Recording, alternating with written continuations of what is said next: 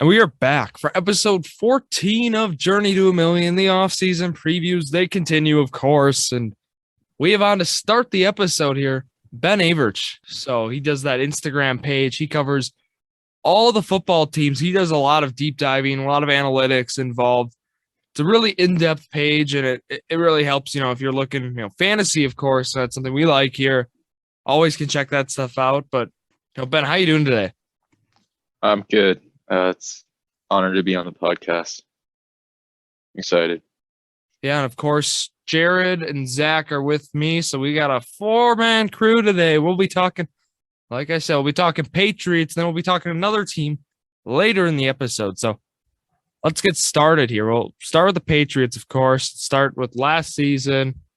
All right, Ben, how would you rate, the Patriots last season? What scale 1 to 10? What were your thoughts? I give them a solid 7.5, 8. B plus. I thought that their 7-week stretch was really good, but then falling off at the end of the season kind of hurt their grade for me. And then obviously like one of the worst playoff performances we've ever seen. But I think finding a guy that could be your franchise quarterback and making the playoffs after a down year, it's a good year. You can't always win the Super Bowl, so I was happy with how they did. Yeah, what'd you guys think? I know the performance against the Bills was not certainly ideal. I know Zack was happy with that result, but what do you guys think? Yeah, I mean, we were saying Bills were rough. we were saying throughout the year that they were 1 year away, and I thought the same thing. They had a young quarterback, and they got another year. I mean, this year I think they're going to be a lot better, but it's a good basis. So I felt the same thing, but they definitely have pieces in place to be successful in the near future. So it's all you can really ask for if you don't make this Super Bowl that year. And talking about the future, the offseason is here, and let's talk about it. There's a lot of questions here in the offseason, I feel, for the Patriots, with the amount of free agents, unrestricted free agents, especially with like J.C. Jackson, McCourty, Hightower. So, Ben, I'll start with you here. Is there a free agent priority that was with the Patriots last year? It needs to be resigned. Obviously like J.C. Jackson, but I think at this point he's gone. So at that point, you kind of got to start looking towards the offense. I think Jacoby Myers is a guy they're going to re-sign. He's seems like a Patriots type player. But losing J.C. Jackson is just going to give him a massive hole at cornerback. I think McCourty will be back. And I think that their offseason is not going to be as big as last year. They don't have enough cap space. And, last year they were handing out $50 million to guys like Johnny Smith. And they're just not going to be able to do that this year. So they're really going to have to hit on their draft picks. They're going to have to nail their free agent signings too if they want to compete in the AFC, especially with every good quarterback seemingly being in the AFC. Hey, why not Mac Jones? Mac Jones, dynasty holder. Might talk about He's that later good in the episode. I'd say he's could be top 10 one day, but right now he's average. I'll take that. Yeah. Is there, Zack, I know you look at the restructuring. Is there any guys you think are, prime restructure candidates? Well, obviously, you mentioned Johnny Smith. Him and Hunter Henry can both be restructured, save a little over $8 million. But then, Matthew Judon can be restructured too, so that can save quite a bit of cap. Kind of giving them room to go get some free agents. But I'm kind of curious. What are your thoughts on the signings of Johnny Smith and Hunter Henry? Do you think those were good signings now, 1 year in? Oh, are you asking me? Yeah, I think Hunter Henry obviously was really good. Johnny Smith, I really didn't like it at the time, and I don't know if he even had 400 yards on the season. I think Brandon Bolden got more targets, so I'm really not a fan of that signing. But at this point, you kind of got to give him another year. Hope that with a new offensive coordinator, he's better because you're not going to cut him and just eat all that dead money.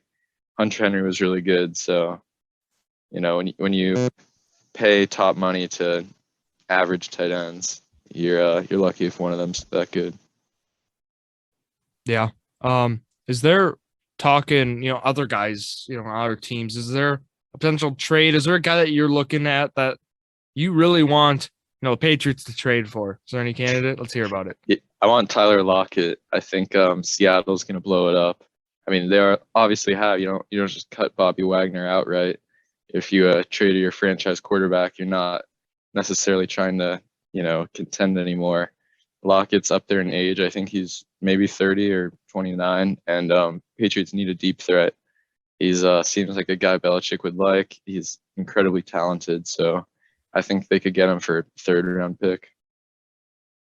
Yeah, I was gonna suggest, his teammate there, DK Metcalf, him being younger, but it makes that might be a guy that Seattle might want to build around, and of course the price is gonna be a lot higher with a younger guy like that. But Lockett has been a proven track record as well. So, is there any guys, Jared, Zack, that you guys think Patriots should go out and get? No, I like that either Metcalf or Lockett. Watching the games last year, I thought with Mac Jones being so young, they needed one more weapon. I mean, like a Lockett or a Metcalf, or even like an Allen Robinson, if they brought him in, they would be just another target for them. It would work really well, I think. Zack? Yeah, I think that would definitely help, and Lockett does seem like the type of receiver that Belichick would want and kind of fits in the Patriots system. But I think that also depends a lot on – Seattle's been linked to Watson now that they got rid of Wilson. So I think if they get Watson, they're obviously not going to trade away all their receivers. But we'll have to see. I don't see Watson going to Seattle, but that's always a possibility. I have seen that. I don't know what I think about that because, I think, of course it could happen, but just the logistics. Maybe it makes sense now with Wilson gone, but who would the Texans get back in return then? A lot of draft picks. Out of the stuff they that would be kind of the way to go, right? And then free agents, the high price tag, right, are not really going to be in the realm of possibilities right now. But talking then, do I want to go to the draft right away here, guys? Looking where the Patriots are situated in the draft. Got a first rounder and 21st overall, so they got a total of 6 draft picks here. Looking at some mock drafts as well, and then just looking at, what the team needs, I've been able to kind of come up with what I think the Patriots should get. But Ben, what prospects have you been looking at? Because I know you've done a lot of deep diving into things. I'm sure you've looked into the draft. Yeah, I really like Devin Lloyd, and I think after watching their playoff game versus Buffalo, I'd never seen such slow linebackers in my entire life. And Devin Lloyd at 21 makes a lot of sense to me. Dante Hightower's old. They just cut Van Noy, and he's just really good. And he would fit right in. That eliminates the risk of them trying to draft a receiver. Took N'Keal Harry last time. And, defenses, they're going to have to work on that in the draft. So I think linebacker, corner, but my favorite prospect there would be Devin Lloyd. Any guys for Jared, Zack? What do you guys think? I see a lot of drafts saying receiver, like a Drake London out of USC. I don't know if they're going to go that road if they do sign a receiver in free agency, but if they don't, I can see them going with a receiver. But like you said, that's not like the main priority. They might want to stay away from that, but we'll see. Yeah, I think it depends a lot on – obviously, we're recording this on Sunday. It's going to air on Friday. So free agency does open in between. So I guess that's something to think about. But I think if J.C. Jackson does leave, they'll definitely be looking at corner in one of the first 2 rounds. But then I can also see like a linebacker somewhere on defense. Yeah, I've seen the other guys linked to New England, right? Trent McDuffie out of Washington, and then also Daxton out of Michigan. I think, it's 2 solid defensive, secondary weapons as well. But I do like the Devin Lloyd option. I think that's going to be that might be the way to go here. Like you mentioned with Hightower, I think that's kind of that fits perfectly there. And of course, there could be a trade that happens and some mock trades or whatever, right? And they do those in the mock drafts as well. Other things to look at, but how do you think, Ben, the Patriots should really, fix some other needs, like other defensive needs, other than what do you think they should be doing right now? once the offseason opens up more? Well, I wouldn't be surprised if they trade down from 21. During the Brady era, he trades down a ton. So they need more picks, really. They have so many needs and not enough cap space to sign everyone. So I think linebacker, corner, you just honestly got to get younger on defense. So I think Trent Brown's a free agent. I don't know if he'll be back, but I'd say he's replaceable. You don't have to pay a lot of money to keep him. So I think really they got to patch up the defense. The offense, it's not the problem. It's not great, but if you're giving up a touchdown every drive, you just have no chance, against Buffalo. So I think they're really going to focus on building a defense that can stop Josh Allen. We've seen some excellent Patriot defenses of the past. Why not? Why not in this upcoming year? I need it easier for Mac Jones. As I said, dynasty holder. Just got to put up some big numbers so I can start him in that QB flex spot, super flex. But Jared, Zach, do you guys have any questions and stuff before we talk more about next year? I mean, just off of what he said, Brady always had a great defense, and look at all the success that came with it. So I mean, yeah, like you said, if Mac Jones can get a solid defense and build around him like that, I mean, he's got a bright future there in New England. This is kind of a fantasy question, but do you think there are any players that are worth going after in fantasy this upcoming year? Damian Harris. I liked him a lot going into last year, and he was pretty good this year. I mean, a little touchdown dependent, but Pats receivers I wouldn't really want. Hunter Henry might be like a good waiver wire guy, but Damian Harris would probably be the only. Plus the Pats defense, Nick Folk. Those guys are always good. I did have Nick Folk as well. I feel Yeah. So loaded, but yeah.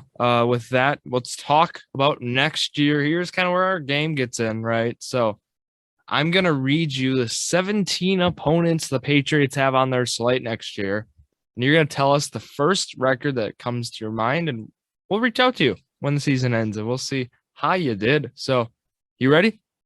Yes. This is going to be a lot of fun. All right, let's go. 17 opponents. Here they are.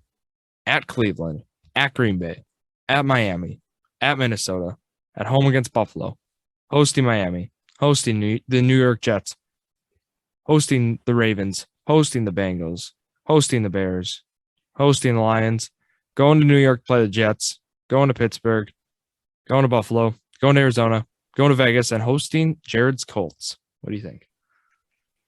It's a really rough schedule. The first number that comes to my mind is 9 and 8, 8 and 9 maybe. I honestly don't see them taking the big leap necessary to be a top contender in the AFC, especially with a schedule that hard. We don't know if Watson's in Cleveland. That's another really tough game on the schedule. I'd say 9 and 8. Dolphins always give them a hard time. Jets might get better, but in my head, I was counting a 2-game sweep of the Jets there. That's rough. Give them 9 and 8. Jared? We saw Zack high on the Jets this year, so We'll talk about that later. Okay. I was gonna say 11 and 6, but now you're kind of getting me second guessing myself. So I'm gonna go 10 and 7. Zach? I'll go 10-7. We got to put them ahead of the Jets. I'll go 10 and 7, and we'll talk about that as well. Yeah. So Ben, you ready to hear this? So we talked Jets a few weeks ago, right? And we did this, Mm-hmm. And Zach, you want to hear what he said for the Jets record? I don't know if you do. He said the Jets are going 9 and 8 in 2022 to 2023. What are your thoughts? I mean, for me, it's I guess it's kind of not great analysis to do that, but when it's a team like the Jets, you're like, well, they're the Jets, so I mean, they're not going to be that great, just pretty much every year. But I mean, they could improve. 9 and 8, I'd say, is a stretch. I don't know their schedule. Was that the last place schedule? So it's probably easier than the Pats one, but I'd say they kind of have to improve. I'd say 6 and 11 is probably more realistic. The Jets, I mean, I don't know their offseason moves. If they had traded for a fourth for Amari Cooper yesterday, maybe they'd have a better chance at that. Yeah. I'm just thinking, I'm a Zach Wilson dynasty holder, so I think he's going to take a big jump. I'm hoping anyways. And then I like Elijah Moore. I like how he played last year. He had a good streak of games. And I like Michael Carter, and they have 2 top 10 draft picks. So I think Robert Saleh can turn that team around. All right. That's what Zach thinks, and maybe we'll see that happen. But anyone got anything else today with this Sunday morning of a Patriots chat? Nope. All right. Well, Ben, you want to shout yourself out? Where can the people find you? At Couch Report on Instagram or couchreportsports.com. That's where I'll be. And we will, in fact, be tagging you on the Instagram when this episode comes out. Like I said, go check out his page. There's a lot of deep diving for each team. He'll write down, or he puts team needs. He puts, moves they should make. And then, yeah, sometimes you'll see these moves, they'll happen, right? I mean, that's how it's been this offseason. Bears one's aging well. Yeah, I did see that. And that's kind of what I'm referring to. The Khalil Mack, right? Wasn't that? Yeah. And just boom, it happened like 2 days later. So look at that. This guy's predicting the future. But yeah, with that, Jared and Zach, myself will be on the next half of this episode. So let's go and talk another football team right now. Episode 14 of the Journey to a Million offseason previews resume on the podcast with our second guest, Zoe Lulinski from ZLM Football. So Zoe, how you doing today? I'm doing pretty good. How are you guys? We're doing well. Yeah. And we're looking forward we're going to be talking Bears in the second half of this episode. So we'll be talking about our rival here because we're all Packer fans here, except Jared being a Colts fan. So, we'll be talking about the Bears and we'll get started here right away. So Zoe, I'm going to start with you here. Looking back at the Bears this past season, 2021-2022 season, how would you grade the season overall? Well, heading into it, I was hoping we'd definitely do better than we did. We went 6-11, third in our division. We definitely saw some good flashes from Justin Fields. But I would probably give it a C at best. Just we didn't do good. Obviously, our GM and coach were fired, so starting fresh this year. Are you happy then with moving on? From of course the GM and then of course Coach Matt Nagy. Like, you happy with that? I'm definitely happy to be moving on from Nagy. His coaching style just obviously didn't work out for the team.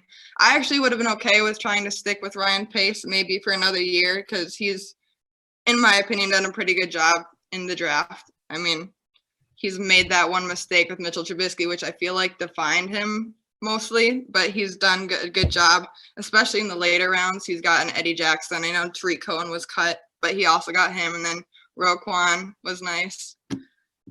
But yeah, for the most part, I'm definitely happy to be starting fresh. Yeah, Jared, what can you tell us about the Bears' new head coach?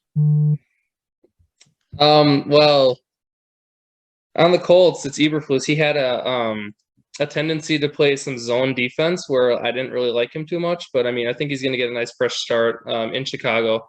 But see if he can turn that franchise around because I've never been one to talk high about the Bears, even though I'm not a Packer fan. They've just been disappointing every year since, for a while now. So, hopefully they can turn it around with him. It's a new addition. Maybe with Fields being so young, he can take the next step. Yeah, that's the right way to go. But talking about some of the previous moves that happened, we'll start with one of the more recent, big moves, right? Khalil Mack gets traded to the Chargers, get some draft picks involved, draft capital. Zach, I'll start with you. We were talking about this trade actually, behind the scenes, and I want to hear your thoughts again about this.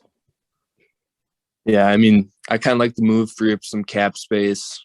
I don't think Bears are going to be contending in the next year or two. I think they're a couple years away yet. So get some draft picks, get some more young players. I think they maybe could have got a little higher on the second pick, like maybe a second and a fourth or second and fifth. I don't think they would have been able to get a first just because kind of like the value gap between the first and second round. But I think they maybe would have been able to get a little bit better of a return, but I think it was a pretty good trade for both teams. Zoe, do you like the trade? Yeah, it's very sad to let him go. I have a jersey. I have lots of apparel of Khalil Mack. It sucks to only have him for 3 years, but yeah, I mean, he's only getting older, and he was out for most of the year this past year. So I think moving on, obviously, like you said, we are not going to be in competition, at least for the next few years. So to be able to get some cap space is nice. For sure. And yeah, with that, I mean, some of the guys who have been tenured longer on the team, we saw them get released. Tariq Cohen, Danny Trevathan, and then Eddie Goldman. You know, some of those guys who are, you know, part of teams the past few years now gone. You know, maybe cap casualties, of course, with the cap room and all that good stuff. But you know, talking some other moves like free agent wise here now. Zoe, we'll start with you here. You know, is there any free agent that you think the Bears, you know, priority signing? I know with rebuilding that might be tough, but like, is there anyone you have your eyes on? So in general, I feel like obviously a lot of the big names have been taken, but from what Ryan Poles has said, he said he really values the offense and the offensive line, and I'm not the happiest with how he has handled it so far. He's been very quiet, you could say. I'd like him. We signed Lucas Patrick, which I'm happy about, but I would have liked to be able to get James Daniels back. He's still very young, and you know, could still help out the team. Just looking for offensive line for the most part is the big first for us, I feel like. Yeah, and I guess for everyone, like thinking about it, right? We could probably see the Bears, you know, sign an older vet. I mean, I'll throw even Jimmy Graham out there, hoping, you know, maybe he has a bounce back year or even a better year here, and then kind of just ship him off for a draft pick or sorts, you know, like we've mentioned before, you know, kind of like baseball, right? Get a rental or, you know, try to trade him as a rental, get the guy for like 1 to 2 years and just see what happens. I think that's certainly a possibility here with the Bears these upcoming years. I mean, yeah, there's a lot of teams that I know that are targeting like Allen Robinson right now. He's big on the free market agency, so like maybe they could sign him and trade him like for a few picks. I mean, I don't know if he's worth that much, but like you said, Jimmy Graham might be worth that much with the career he's had and being a veteran. So like I could see that happening definitely, yeah. Zach, what about you? They have a lot of cap space next year and in 2024. I think they have over $100 million in both seasons. So they're definitely setting themselves up to make a lot of big moves next year and the year after in free agency. I wouldn't be surprised not to see him not make a whole lot of moves this year and then just kind of wait until next offseason because they are still a year or two away. Yeah, for sure. I think that's the big thing right here. I mean, there's not really much. I mean, you really want them to do this offseason because, yeah, they are a year away. So it doesn't really make sense to, you know, sign some longer term deals right now, I think. But yeah, there are a lot of needs, I'd say, on this team. I know, Zoe, you mentioned the offensive line, but is there any other needs you think that need to get, like, you know, solved right away? I mean, as of now, we don't really have a second starting safety, really. We only have Eddie Jackson right now. And then obviously getting rid of Khalil Mack, we need another edge. Receiver number one for the most part. We have Darnell Mooney, but he's definitely not a one for us. He will need some help there. And then cornerback also, another one. There's more than that, but those are the main ones there. Yeah, there's certainly a lot of needs for the Bears. I think I saw something where someone said even like 10 plus needs might be like the minimum right now at 10. So, which that's just how it is with these rebuilding squads. And, you know, with rebuilding squads, you want to have a lot of draft picks, but, you know, this year, unfortunately, I guess the Bears don't really have a lot of, you know, top picks. I mean, 39th overall is where they start. And then it's, you know, from there, not really many else. Are there any, Zoe, have you done any like looking into the draft yet? Is there any like prospects maybe, you know, that come to your mind? Yeah, I've looked into the draft a little bit. I think at our position, Christian Watson would be a really big receiver to get, or, you know, Zion Johnson at O-line, just guys like that. I feel like Christian Watson is just, I know he's from a smaller school, but he's a very good athlete. So I just feel like he'd be able to, you know, fit in. Is there any prospects, Zach or Jared, that you guys have seen in those middle rounds maybe that you think would fit with the Bears, or even a possibility of trading up? I guess I don't know if there'd be a value of doing that right now. But Well, second round, I can definitely see them going receiver. Maybe I think it's Jahan Dotson out of Penn State, or John Mechie, or if maybe one of those other receivers that are going to be at the end of the first round fall. I can definitely see that happening in the second round, and then maybe O-line or something in the third round. Yeah, I'd agree with that. I mean, they don't have a first round pick, so I haven't really looked into many options for them. But I mean, like a Chris Olave, maybe I think it's Olave. Is that how you say it? Olave. well, yeah. Yeah, I Olave. feel like he'd be really good just to pair up with Justin Fields as well. Yeah, just need weapons around Justin Fields. He's a young quarterback. Anything that help him. I mean, receivers are a good way to start. Yeah, and also some other players linked too. Zack had to add here Marquez Valdez-Scantling and Juju Smith-Schuster. I don't know about maybe signing, Juju right now, but maybe. I guess, Zoe, how would you feel about either of those guys? I feel like I'd be okay with both of them. I'd feel like Juju with that TikTok is not very advertising for us, but he's a good athlete. I mean, he'd be really good with the team. And then obviously MVS would be pretty good too. You think MVS would like going to a division rival like that? Yeah, anything to get back at those Packers. Yeah, I think Rodgers. Go ahead. Christian Kirk signing definitely changed the market for an MVS type player. He's definitely over 10 million. I know the Bears were looking into him too. I'm glad they didn't pull the trigger though, because that's very expensive. Yeah, we've seen the wide receiver market. It's been very interesting so far, and with Devontae Adams, it's only going to get even more interesting, I guess, because how much is he going to want? We've seen with some of the wide receivers that have gone for a high price. Who knows, right? So, I guess with that, do we have any fantasy football related questions for Zoe? Anyone? How's Darnell Mooney's outlook for this year? I mean, I think it really depends on who we get to protect Fields, because if Fields has no time, then I don't think Darnell Mooney will be able to do what he does best. My question here might have a similar answer to it. I had Khalil Herbert and David Montgomery in the Dynasty League. I guess, what do you think about both of those guys? I mean, now with Cohen gone, I think, and I know he was out last year, but I think, passing back for, we'll probably see Herbert get a lot more of those receptions. Do you think that's a possibility? Oh, yeah, for sure. I think for a Dynasty League, it's always hard to tell with running backs because, you can move on from them so quickly. But, yeah, I think they're both good players for the Bears, and they could help out there. Awesome. That's what I need to hear. Jared, you have any Bears? I was just gonna say the only Bears player I think I had was Khalil Herbert last year, and that was for like a few weeks because I had to pick up someone in an emergency. But I mean, I don't know if I'd ever go with him again. I mean, there's better options out there, but I mean, Montgomery maybe. I mean, I just don't know where. If he falls to me, I'll take him, but I'm not going to really seek him out, I don't think. I had Allen Robinson for a little bit, and I had to get rid of him because he did not produce. Ouch. Yeah. So with that, you guys want to get to our game here?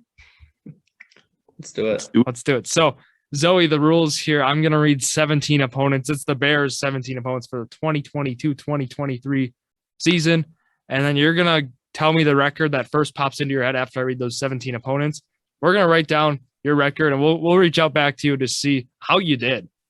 And then we're also going to answer as well. And it's a lot of fun because you'll have some interesting answers along the way. So with that, I'll get started here, and I'm going to read the 17 opponents. At Soldier Field against the Commanders. At Chicago against Detroit. At Chicago against Green Bay. At Chicago against Minnesota. At home, which is Chicago here, Philly.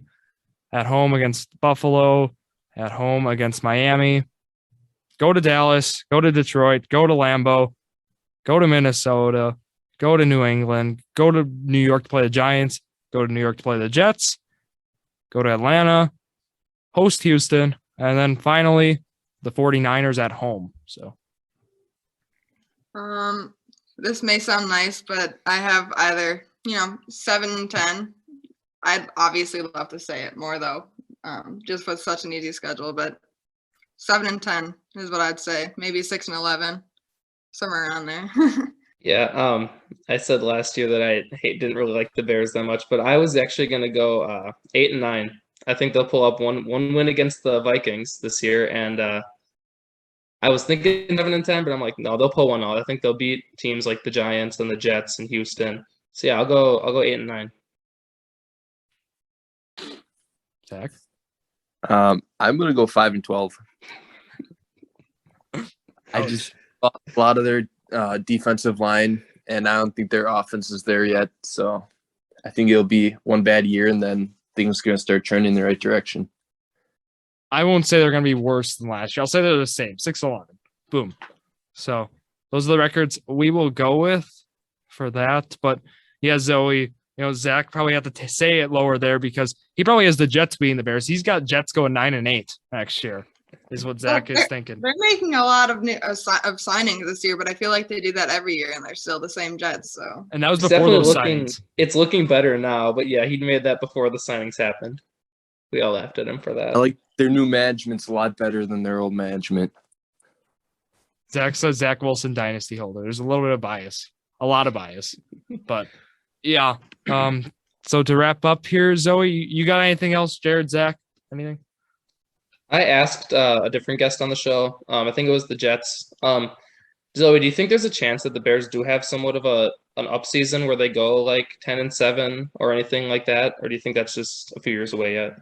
I think it could happen just because of how easy their schedule is. And then if Justin Fields, takes another step and does good, I think it could happen, but it's more likely it's a couple years away. Yeah, that's just how it is sometimes with these rebuilding teams. But yeah, Zoe, where can the people find you on Instagram? My @ is Z_Lulinski. That is Lulinski. And then, of course, for your page, zlmfootball, right? All lowercase, and it's just together one word. And yeah, like we mentioned, I mean, they do a great job breaking down the news as it's happening. Like right when that Von Miller contract was signed and was talked about on social media, they posted about it. So, I mean, stuff like that. If you're on Instagram, make sure to go follow them at zlmfootball. So, yeah, I mean, that wraps it up here. Journey to a Million, of course, our sleeper squad. You got to join it. DM any of us to join that squad. Monday for scheduling here now, episode 54. Jordon Lawrenz is in Arizona right now. So you'll be hearing Zack Roush and myself on for episode 54. Zach's filling in for Jordan. So that will be that. And yeah, we got some other stuff planned later in the week that we'll talk about Monday. So yeah, thank you all for listening to yet another episode of Jordan and Drew, the Sports Crew, the perfect podcast for you.